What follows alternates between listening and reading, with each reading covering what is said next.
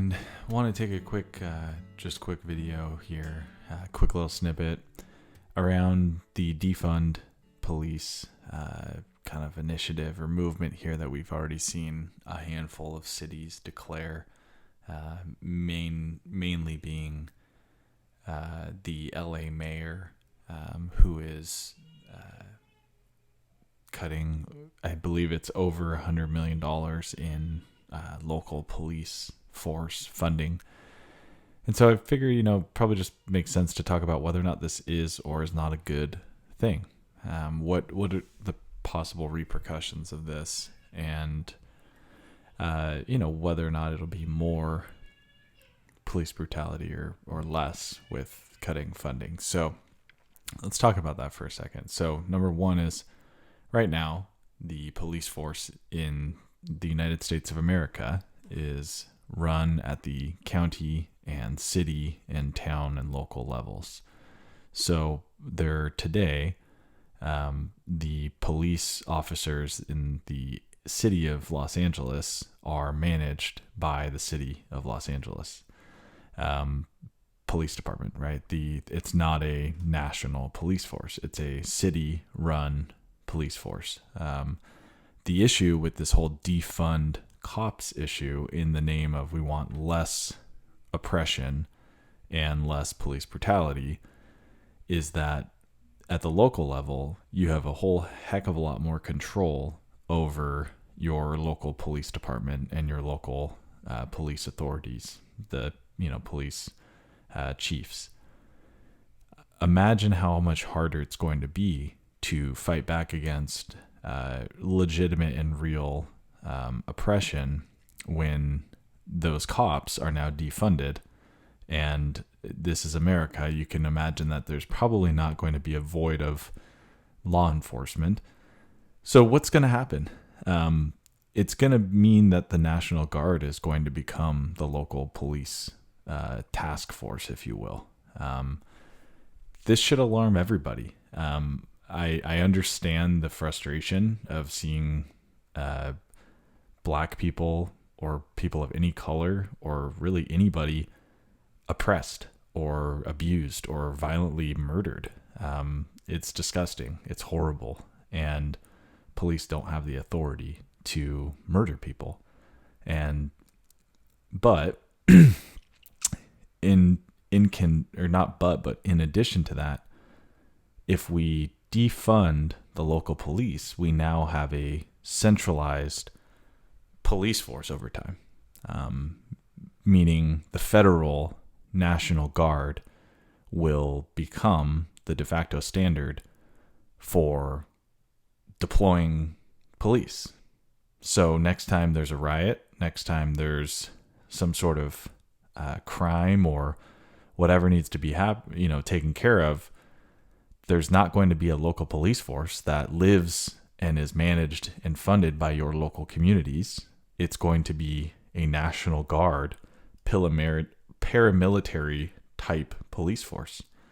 So, why is that a good or a bad thing, right? You might be asking yourself, you might be telling yourself, why does that matter? Why is the National Police Force a threat to liberty? Well, it doesn't take it doesn't take too much research online to go on to the United States Holocaust Memorial Museum and to see that in 1933, when Hitler was rising to power, they ended, essentially, this is exactly what they did. The Nazis centralized and fully funded the police to better combat criminal gangs and promote state security. It's exactly what's going on here today. It even goes as far as to say the Nazis, or the Nazi state, increased staff and training and modernized police equipment. They offered the police and brought us latitude in arrests, incarcerations, and treatment of prisoners. Once they have that control, once they have national control over everything, it's where else do we go? Where do you go after that? Right now, if the police are out of control, there's layers of management above the police. If the local police law enforcement's out of control, guess what? You can go and petition above their pay grade at the next level up. If it's city, go to the county, go to the state. The problem with a national police force is it's run by the president of the United States, or it's run by his branch, his cabinet. What in the world? Where are you going to go when those police abuse people? You can't go above their head. There's nobody there anymore. So be careful when you see people like the mayor of LA who comes out and says, we're going to do this and reinvest it back in these communities. That's great. But that could easily be a distraction from the reality, which is you're going to have a national police force now monitoring, patrolling Los Angeles, California. That is not constitutional. That is way more oppressive than even the horrible things that we've seen LAPD do throughout the years. That's not a good solution if the goal here is less oppression. And these people know this. They should know this.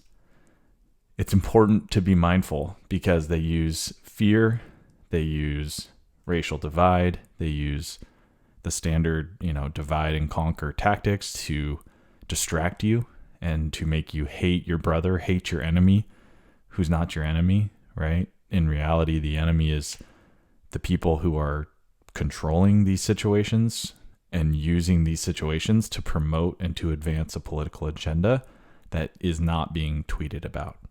That political agenda is not the hashtags. It's not the hashtag Black Lives Matter.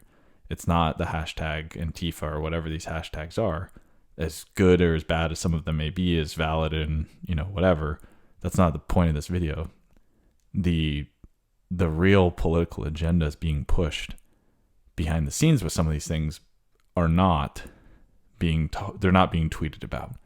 So be careful when we say, yeah, defund police. That'll fix the police brutality. And in reality, you just basically created super cops who have no boss and no accountability to your local level. They are protected and managed at the federal level. That is a completely different thing. It's completely unconstitutional. And if we have oppressive racist cops now, not all cops are, but if they exist now, imagine what those same cops will do when they have the full protection and force of the federal government behind them in your cities. Don't defund cops. Do not defund local cops. That is a bad idea. Stay safe and good luck out there.